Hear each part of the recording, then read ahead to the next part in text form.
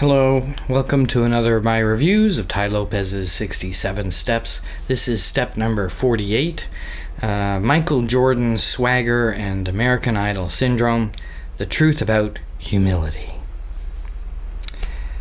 So, this one, there's a difference between confidence and humility, and that's what this one gets right down to. Confidence, I honestly think you can't be successful if you don't have confidence.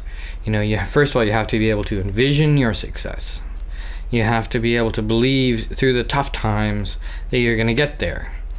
And the difference between, and you need to take risks, of course, and the difference between kind of confidence and arrogance is knowledge, I think.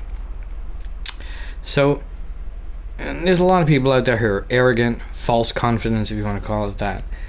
And the kind of the pivot point in this lesson is Michael Jordan, who I will openly say I don't know so much about.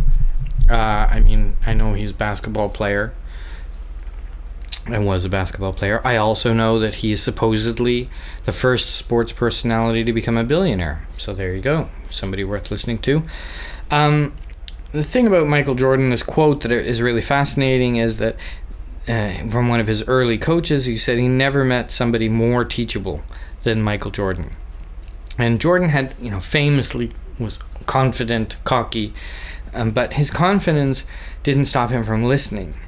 And the key is confidence coupled with the ability to listen, coupled with humility, and it's not just listening to anybody.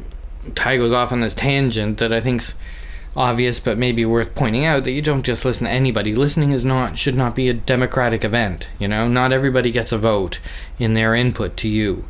You listen to authorities, and I don't mean the police. I don't think you should listen to those kinds of authorities. You listen to people who know what they're talking about. That's why I said you don't have to listen to the police. You listen to people who have lost the weight and stayed fit. You listen to people who have taken a business from nothing to a sustainable billion-dollar business. You listen to people who have rowed across the ocean, who trained for that, who have survived a plane crash. You listen to people who've done things, You don't listen to people who sit on their ass and talk about things. So a lot of people are going to, confuse your confidence that you get from knowing that first of all, what you want to do, and you think you have a pretty good idea actually how to do it and get there.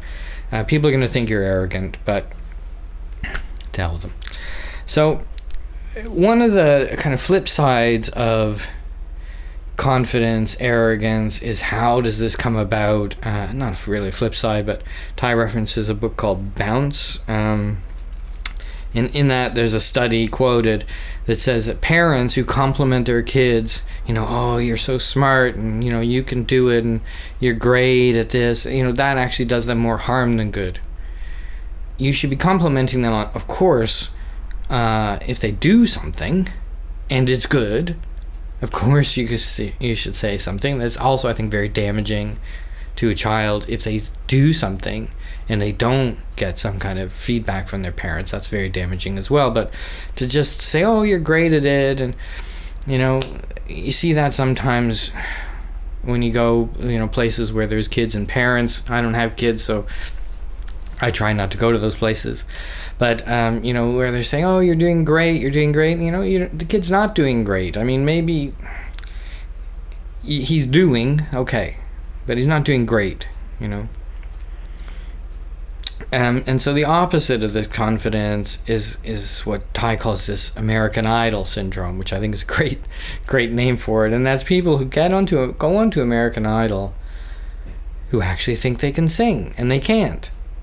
And somehow they thought they can sing. And now, supposedly it's been shown, I really wish I had this for this one here, but supposedly it's been shown that people who can't sing actually don't know they can't sing because they hear things differently. But somebody should have told them, you can't sing. This gets back to, again, as with everything, goes back to your Eulerian destiny earlier steps, where they talk about stranger, where you've been complimented on things by a stranger. I don't think some of these American Idol no-hopers have ever gone anywhere and been complimented on their singing by a stranger. Now, of course, some of them are great, and we know these stories about a kid who sat in his bedroom and never went out of his room until he went to the American Idol audition, and he's amazing. Okay. But for a lot of these people, they can't sing. They believe they can sing because somebody told them they can. I honestly think. And you look at any big celebrity, and you may say, well, Britney Spears can't sing, or Jennifer Lopez can't sing, or whoever can't sing. But the truth is, those people are talented. Maybe it's not talent in the area you think it is. I mean, they're great entertainers. Maybe they're not great at singing, but they're great at entertainment. Or they're great at picking a manager, or whatever it is. But they have a talent. Don't confuse that. I remember very vividly. I'll go off on a little tangent here. Sorry. Tai does it. I can do it. Damn it.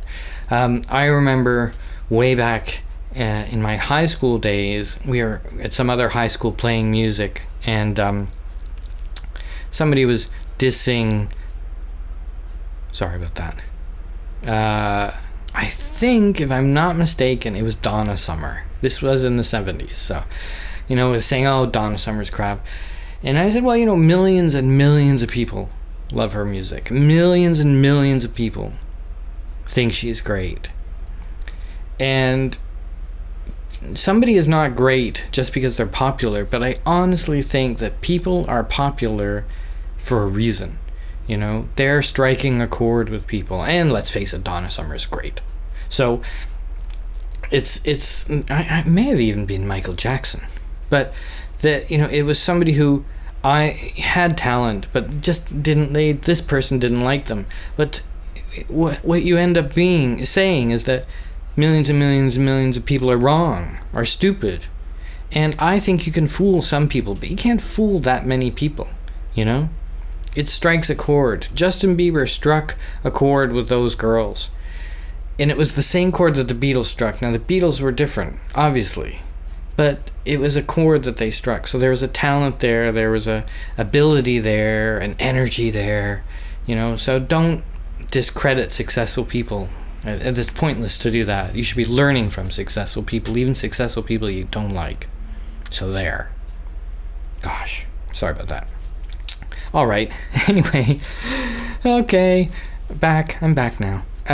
3 questions. First question was, what's an example of democratic listening where you listened to the wrong people and it messed you up? Question number 2.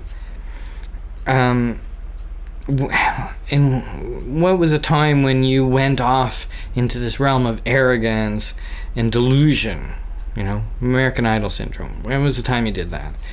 And, how are you going to proceed with knowledge, getting knowledge in your desired area?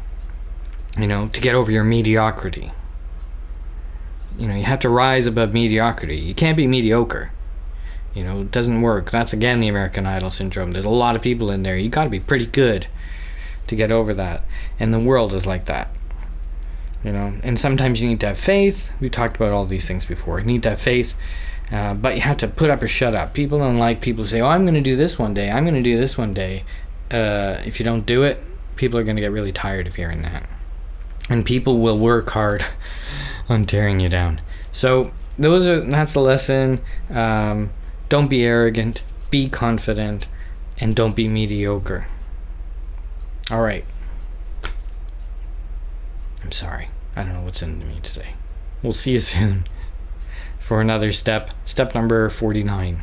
Okay, thanks. Subscribe if you want, and leave a comment. I'll answer.